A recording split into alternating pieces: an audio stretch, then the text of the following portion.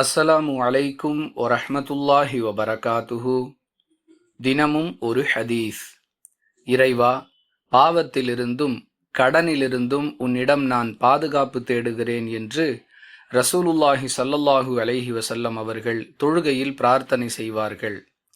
இதை செவியுற்ற ஒரு மனிதர், யா ரசூலல்லாஹ், கடனை விட்டு இந்த அளவிற்கு அதிகமாக தாங்கள் பாதுகாப்பு தேடுவதற்கான காரணம் என்ன என்று கேட்டபொழுது, மனிதன் கடன்படும் பொழுது பொய் பேசுகிறான், வாக்கு மாற்றம் செய்கிறான் என்று ரசூலுல்லாஹி ஸல்லல்லாஹு அலைஹி வஸல்லம் அவர்கள் பதிலளித்தார்கள்.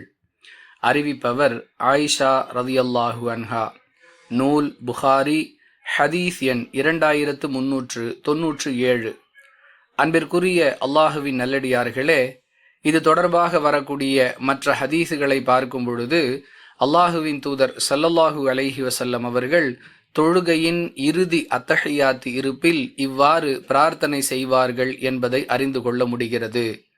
ஒவ்வொரு தொழுகையின் இறுதி அத்தஹியாத் இருப்பிலும் அல்லாஹும்ம இன்னி அஊது பிக மினல் மஅஸமி வல் மக்ரம், அதாவது இறைவா, உன்னிடம் நான் பாவத்திலிருந்தும் கடனிலிருந்தும் பாதுகாப்பு தேடுகிறேன் என்று துஆ செய்வார்கள் என்ற வாசகத்திலிருந்து கடனை விட்டு மனிதன் பாதுகாப்பு பெறுவது எந்த அளவிற்கு அவசியம் என்பதை நம்மால் புரிந்து கொள்ள முடிகிறது. கடனில்லா வாழ்வு, கடனில்லா மரணம், இதற்காகவே நாம் முயற்சிக்க வேண்டும். நெருக்கடியான சூழ்நிலையின் காரணமாக கடன் வாங்கக்கூடிய நிலைக்கு தள்ளப்பட்டால் விரைந்து அந்த கடனை அடைக்க வேண்டும் என்ற எண்ணமும் அதற்கான முறையான முயற்சியும் நம்மிடம் இருக்க வேண்டும். வாஹிர் தஅவானா அனில் ஹம்துலில்லாஹி ரப்பில் ஆலமீன். அஸ்ஸலாமு அலைக்கும் வரஹ்மத்துல்லாஹி வபரகாத்துஹு.